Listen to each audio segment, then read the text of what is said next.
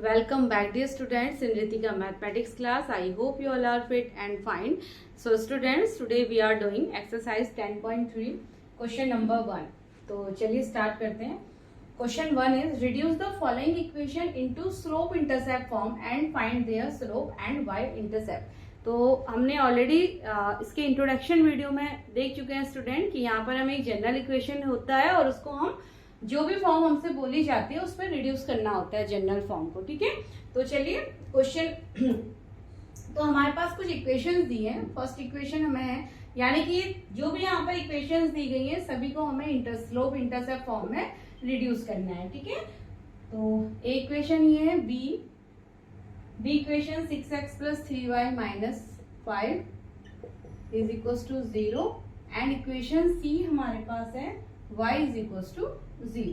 ठीक है स्टूडेंट, तो ये तीन इक्वेशन है. इनके लिए हम 1 बाय 1 यहाँ पर सॉल्यूशन स्टार्ट करेंगे. फर्स्ट इक्वेशन है हमारे पास x + 7y is equal to 0. तो इसको हमें स्लोप इंटरसेप्ट फॉर्म में क्या करना है, रिड्यूस करना है और स्लोप और y इंटरसेप्ट की वैल्यू बतानी है. तो हमारे पास क्या होती है, तो ax + by + c की फॉर्म है स्टूडेंट. ये हमारी है general equation plus c is equal to 0.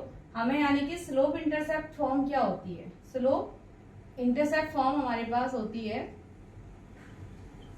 Slope intercept equation हमारे पास होती है y is equal to mx + c. y is equal to, क्योंकि y इंटरसेप्ट कह रहे हैं तो y is equal to mx + c, यानी कि स्लोप और y इंटरसेप्ट के लिए जो हमारी वैल्यू होती है.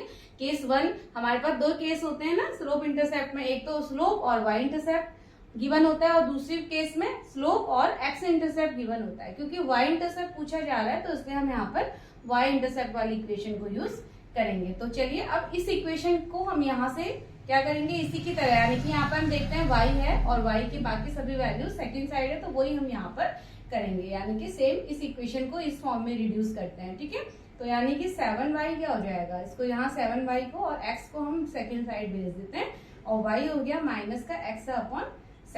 ठीक है स्टूडेंट, तो वहां आ रही है y, यानी कि, और इसको हम क्या लिख सकते हैं -1/7x और +0. यानी कि अगर मैं इस फॉर्म में लिखूं तो ये हो सकता है, ये इस तरीके से लिखा जाएगा, यानी कि फाइनल इक्वेशन क्या आ रही, -1/7x + 0. ये हमारी आई रिड्यूसिंग फॉर्म. ठीक है, अब इसको इस इक्वेशन से इसको कंपेयर कीजिए. इक्वेशन 1 अगर हम ले लेते हैं और ये इक्वेशन 2 है, तो कंपेयर करना है. देखिए स्लोप क्या होता है m, और m क्या है, x एक्सिस का मल्टीप्लीकेशन, यानी कि coefficient of x is slope. तो यहाँ पर कोफिशिएंट ऑफ x क्या है हमारे पास, m - 1/7.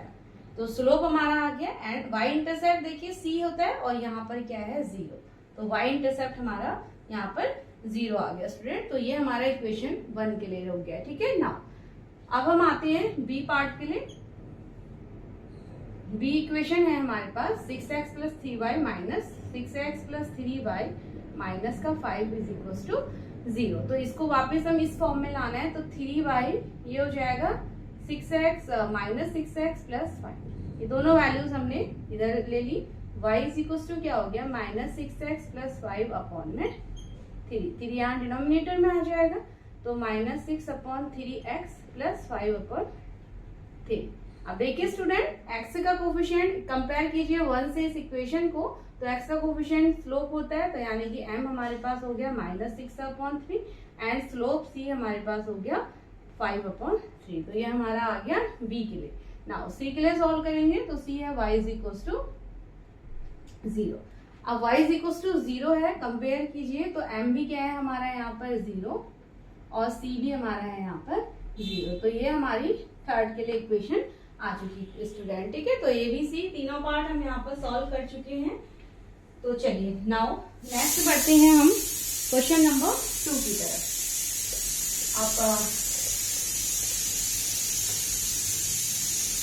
चलिए क्वेश्चन नंबर 2 भी आपका कुछ इसी तरीके का है. वहां पर हमें x और y इंटरसेप्ट, यानी कि हमें इंटरसेप्ट फॉर्म दिया गया है स्टूडेंट. तो चलिए क्वेश्चन यहाँ पर राइट डाउन कर लेती हूँ मैं. तो reduce the following equations into intercept form. अब यहाँ पर केवल इंटरसेप्ट फॉर्म में हमें रिड्यूस करना है into intercept form and find the intercept from axis. ठीक है, and find their intercept form, find their intercept form into axis. Axis आ चुका है, यानी कि हमें एक्स और वाई दोनों एक्सिस को यहाँ पर, दोनों एक्स और वाई दोनों एक्सिस के लिए हमें इंटरसेप्ट फॉर्म फाइंड आउट करना होगा स्टूडेंट, राइट। नाउ तो फर्स्ट इक्वेशन हमारे पास है 3x plus 2y minus 12 is equals to 0। B equation हमारे पास है 4x minus 3y is equals to 6 and C equation है 3y plus 2 is equals to 0। तो ये तीनों इक्वेशन है और इन्हें हमें सॉल्व करना है स्टूडेंट। अब हमें यहाँ पर देखिए हमें इंटरसेप्ट फॉर्म में लाना है, तो ये जनरल इक्वेशंस दी गई हैं। तो इंटरसेप्ट फॉर्म हमारे पास क्या होती है, इंटरसेप्ट फॉर्म होती है, इंटरसेप्ट फॉर्म ऑफ इक्वेशन होती है x upon a plus y upon b is equal to 1। यही होती है हमारी, यानी कि हमें इन इक्वेशंस को इस फॉर्म में रिड्यूस करना है। जनरल इक्वेशंस है तो इस फॉर्म में। तो चलिए ए को हम लेते हैं। अब आप देखिए जब इंटरसेप्ट फॉर्म होती है वहां x का मल्टीपल 1 होता है, y का मल्टीपल भी 1 होता है। तो यहाँ पर भी हम क्या करेंगे, कुछ इसी तरीके से बनाने की कोशिश करेंगे स्टूडेंट। और यहाँ पर होता है हमारा RHS साइड टोटली 1 होती है, ठीक है, यहाँ पर वैल्यू 1 होती है। तो यानी कि 3x plus 2y is equal to 12 को मैंने इधर भेज दिया।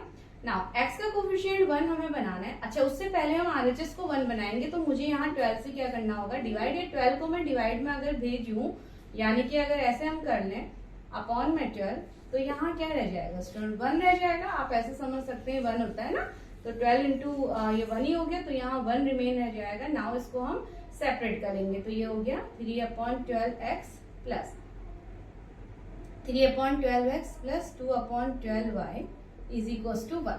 नाउ कैंसिल आउट करते हैं, तो ये है 3 1 जा और 3 4 जा, 2 1 जा 2 6 जा, दैट इज हमारे पास क्या आ गया, x upon 4 plus y upon 6 is equal to 1।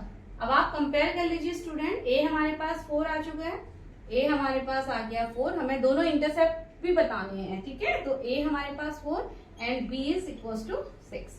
ये दोनों वैल्यू हमने देखी किस तरीके से हमने जनरल इक्वेशन को अपने इंटरसेप्ट फॉर्म में कन्वर्ट किया और वहां से हमने a और b यानी कि दोनों इंटरसेप्ट की वैल्यू फाइंड कर ले स्टूडेंट। तो इतने इजी से यहाँ पर क्वेश्चंस हमें मिलते हैं, ठीक है। नाउ इसका चलिए बी पार्ट अब सॉल्व करते हैं। तो जो हमारी मेन जो इंटरसेप्ट फॉर्म है, intercept form x upon a plus y upon b is equal to 1, ये हमारी इंटरसेप्ट फॉर्म। तो इसके लिए बी पार्ट हम सॉल्व करने वाले हैं। नाउ बी पार्ट में 4x minus 3y is equal to 6 is given equation. Now देखिए यहाँ इसको 1 करेंगे तो क्या हो जाएगा, 6 से डिवाइड करना होगा, माइनस 3y अपॉन 6, तो ये हो जाएगा हमारे पास 1। तो ये 4/6x minus 3/6y is equal to 1। 2 2 जा 4, 2 3 जा, यानी कि 2/3, या आप कह सकते हैं 2x/3 माइनस 3 1 जा 3 2 जा, तो 1y/2 इज इक्वल टू 1। अब देखिए स्टूडेंट यहाँ पर क्या हुआ है, हम अभी डायरेक्टली यहाँ से a और b इंटरसेप्ट नहीं निकाल सकते, क्योंकि देखिए x का कोफिशिएंट 1 है और हमारी इक्वेशन जो रिड्यूस हुई है वहां पर x का कोफिशिएंट 2 है। तो इसके लिए हम क्या करेंगे, देखिए x अपॉन, अगर मैं इस पूरे इसको अगर क्या करें, अगर मैं इसको 3/2 लिख दूं, ऐसे लिखा जा सकता है, क्योंकि मुझे x का कोफिशिएंट यहाँ पर 1 करना है। तो आप ऐसे भी कह सकते हैं कि 2 से मल्टीप्लाई 2 से हम यहाँ पर डिवाइड कर देंगे, ठीक है। तो 2 से डिवाइड किया तो यानी कि ये 2 तो कैंसिल हो जाएगा और यहाँ 3/2 आ जाएगा, क्योंकि मुझे x के मल्टीपल को, हमारी अगर हम अपनी मेन इक्वेशन को देखते हैं तो वहां पर x का मल्टीपल या x का कोफिशिएंट हमारा 1 है, तो मुझे भी उसी फॉर्म में लाना होगा। तो मैंने ये 3/2 किया, 2 वापस ऊपर चला जाएगा तो वापस से न्यूमिनेटर हो गया, या आप ऐसे भी कह सकते हैं कि 2/3x है, ठीक है। तो मुझे इसको क्या बनाना है, इसको 1 बनाना है, तो मैं 2 से डिवाइड करूंगी और 2 से मल्टीप्लाई भी कर दूंगी, ठीक है। तो कहने का मतलब है मैंने 2/2 किया और ये करा 2 इंटू 3, सॉरी 2 से मैंने मल्टीप्लाई और 2 से डिवाइड किया स्टूडेंट, तो ये क्या हो जाएगा, ये 2 से 2 कैंसिल, अगेन 2/3 यानी कि हमारा 3/2 ही आ गया। आप सिंपल सी चीज ऐसे समझ लीजिए कि इस इक्वेशन को मैंने 3/2 किया, वापस यहाँ जाएगा तो x हमें 2/3 फिर से मिल जाएगा, और y तब हमारे पास 2 है, ठीक है। यहाँ तो ऑलरेडी कोफिशिएंट 1 ही हमारा है, तो a की वैल्यू क्या हो गई,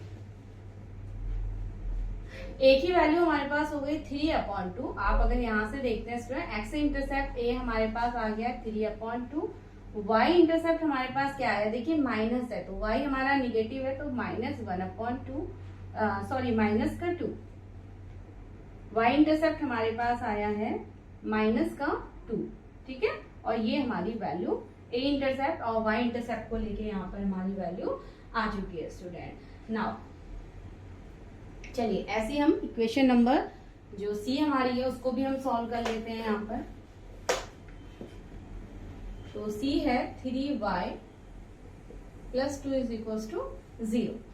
नाउ इस फॉर्म में लाना है, तो फिर से हम थोड़ा सा इसको चेंज, यहाँ पर देखिए 0 है तो मैं इसको यानी कि मैंने इसको -2 कर लिया, ठीक है स्टूडेंट। 3y ये कांस्टेंट टर्म था, इसको मैंने यहाँ -2 कर लिया। अब मुझे इसको 1 बनाना है, इसको 1 बनाना है, यानी कि मुझे -2 से ही क्या करना होगा, डिवाइड करना होगा। तो डिवाइडिंग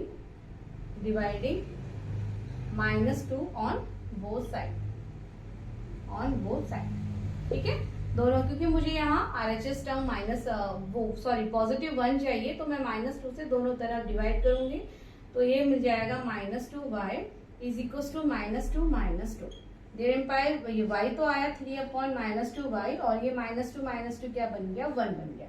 और x, अब देखिए x का क्या है, x हमारे पास यहाँ पर क्या हो गया, अगर हम देखते हैं तो x यानी कि है ही नहीं, हमारा टर्म ही नहीं है स्टूडेंट, तो x इंटरसेप्ट यहाँ पर क्या हो जाएगा 0, ठीक है। x का टर्म ही नहीं है, तो आप ऐसे लिख सकते हैं 0x है हमारे यहाँ पर, जो हमारी ये इक्वेशन है इसमें अगर मैं ऐसे लिख दूं तो एक ही बात है, 0x हमारे पास है, तो 0x प्लस ये हो गया 3/-2y = 1।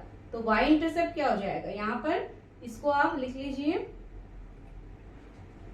अब देखिए कई बार आप लोग इसको x/0 कर लेते हैं स्टूडेंट, तो वो बिल्कुल रॉन्ग हो जाएगा। 0 अगर डिनोमिनेटर पे है तो इट विल बिकम इन्फिनिटी, ठीक है।